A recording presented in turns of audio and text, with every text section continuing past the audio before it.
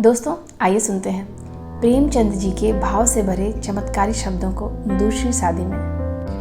जब मैं अपने 4 साल के लड़के राम स्वरूप को गौर से देखता हूँ, ऐसा मालूम होता है कि उसमें वह भोलापन और आकर्षण नहीं रहा जो कि 2 साल पहले था।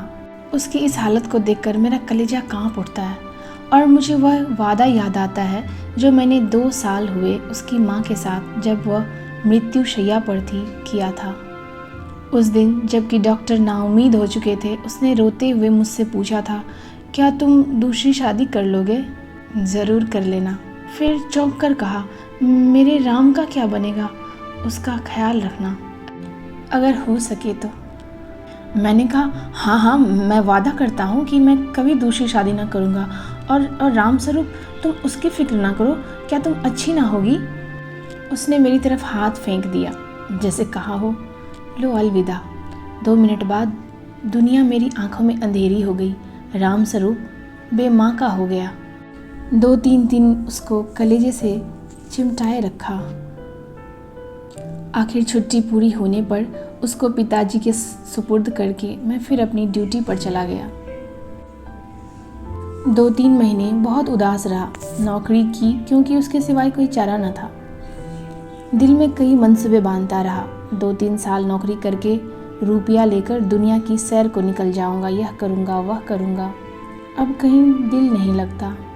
घर से खत बराबर आ रहे थे कि फला जगह से नाते आ रहे हैं, आदमी बहुत अच्छे हैं, लड़की अकल की तेज खूबसूरत है। फिर ऐसी जगह नहीं मिलेगी, आखिर करना ही है कर लो। हर बात में मेरी राय पूछी जाती थी, लेकिन मैं बराबर इनकार किए जाता था। मैं हैरान था कि इंसान किस तरह दूसरी शादी पर आमादा हो सकता है, जबकि उसकी सुंदर और प्रतिप्राणा स्त्री को, जो कि उसके लिए स्वर्ग की एक भेंट थी, भगवान ने उससे छीन लिया। वक्त बीतता गया। फिर यार दोस्तों के तकाजे शुरू हो गए। कहने लगे, जाने भी दो, औरत पैरों की जूती है, जब एक फट गई दूसरी बदल ली।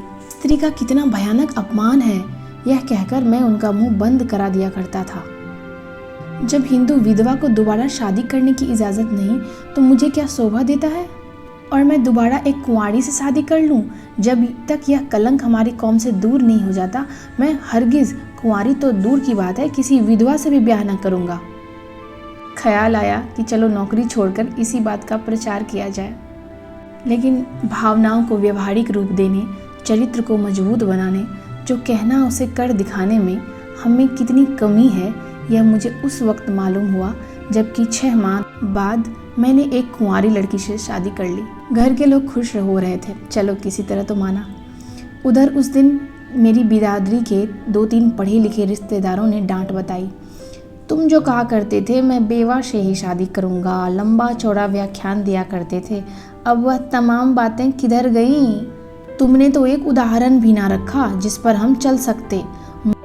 मुझ पर घड़ों पानी फिर गया, आंखें खुल गई। जवानी के जोश में क्या कर गुजरा, पुरानी भावनाएं फिर उभर आईं और आज भी मैं उन्हीं विचारों में डूबा हुआ हूँ। सोचा था नौकर लड़के को नहीं संभाल सकता, औरतें ही इस काम के लिए ठीक है। ब्याह कर लेने पर जब औरत घर में आएगी तो राम स्वरूप को अपने पास रख सकूँगा और उसका अच्छा खासा ख्याल रखूँगा। लेकिन वह सब कुछ गलत अक्षर की तरह मिट गया। राम स्वरूप को आज फिर वापस गांव पिता के पास भेजने मजबूर हूँ। क्यों, यह किसी से छिपा नहीं। औरत का अपने सौतेले बेटे से प्यार करना एक असंभव बात जान पड़ता है। ब्याह के मौके सुना था लड़की बड़ी नेक है, स्वजनों का खास ख्याल रखेगी और अपने बेटे की तरह समझेगी, लेकिन सब झूठ।